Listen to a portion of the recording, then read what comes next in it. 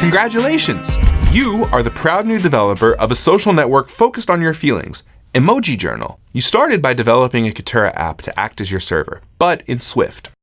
You hooked it up to a database, you got it running in the cloud, and you exposed 3 RESTful endpoints on it for use with 2 clients. Next, you took a mobile app and made it work with Kitura for EmojiJournal using KituraKit, a framework for iOS that makes it easy to communicate with an instance of Kitura deployed anywhere.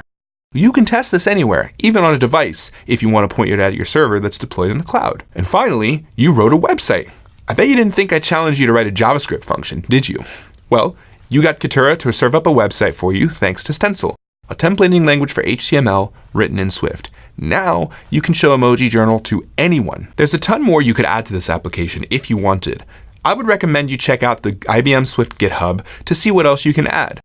I gave some thought about adding user accounts to this application so that everyone can have their own EmojiJournal accounts and their own personal journals.